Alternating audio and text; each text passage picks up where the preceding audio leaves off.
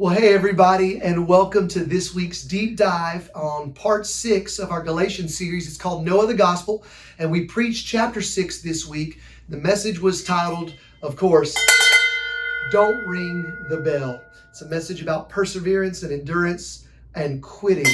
And that's what Paul finishes his letter to the church in Galatia with. I want to bring us to verse 9 of chapter 6. Here's what he says. Paul says, "But we should not lose heart in doing good, for in due time we shall reap if we do not faint, if we do not give up, if we don't quit." And so that's how Paul encouraged the church there. And I want to talk a bit about that for a moment.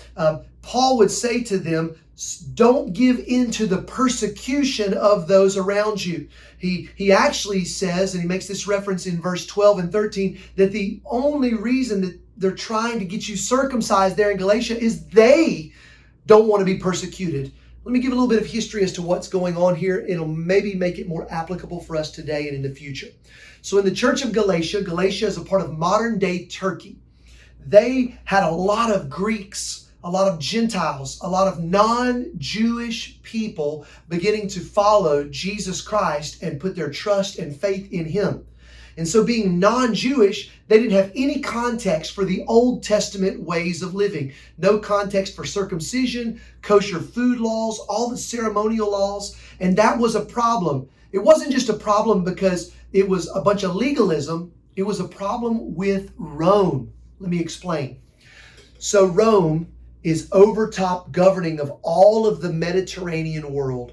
And one of the ways that Rome was able to be so successful is they did not demand that the people that they conquered do away with all of their ethnic background. They just demanded that they submit their religion and their ethnic background to the fact that Caesar is Lord. All right? So that's how they were able to fold in all these different people groups into one huge superpower. Now, that wasn't a problem with the Jewish culture of the Old Testament because basically they were able to then, again, just bow there and fold their context, and it was grandfathered in. They were able to kind of work together. If you even remember in the days of Jesus, Herod there in Jerusalem was part Roman, part Jew.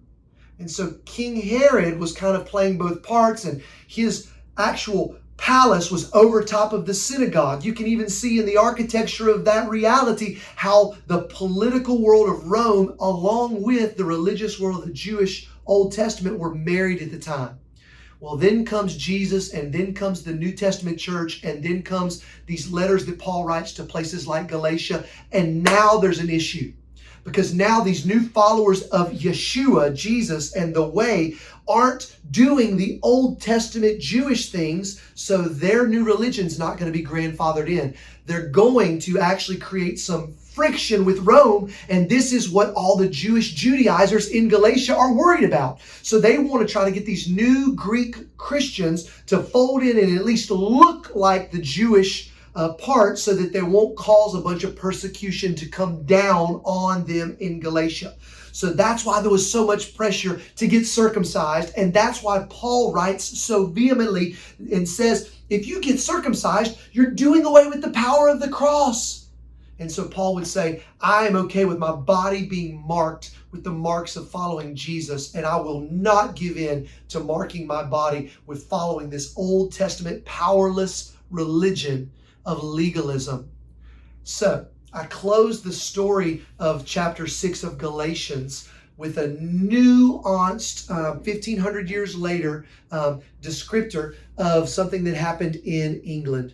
It was the story of John Rogers. And John Rogers was a reformer, and in 1555, he gave his life as the very first martyr under Bloody Mary. He would not recant his views of the gospel up and against the religiosity and legalism of the day, and told the story about how John Rogers would hug his wife and 11 children on his way to the stake, where he would say, given the chance to recant, I will seal with my blood what I have preached with my lips. Wow, what a testimony. What an example of giving your life to the gospel. Now, here's where I want to go a little bit further. I found out after I preached that message something I did not know, that at our church here at New Spring, we have some of John Rogers' family. And they didn't know I was going to be preaching this either, but one of his great granddaughters, I'll go ahead and say that, 13 generations down, was at church serving at our Greenville campus in Kidspring on Sunday. And her dad, 12 generations down, was serving at our Powdersville campus. Now, I just want to put that into our minds for a moment. Think about that rich legacy of living for the gospel and taking a stand up and against the persecution of the day, but not knowing what would happen down the line. But I just want to point back. Paul says right here in Galatians 6 that we reap what we sow. And if we sow in faith, we can trust that we will reap a harvest. And we reap what we sow. If we sow to the flesh, we'll reap a harvest of destruction.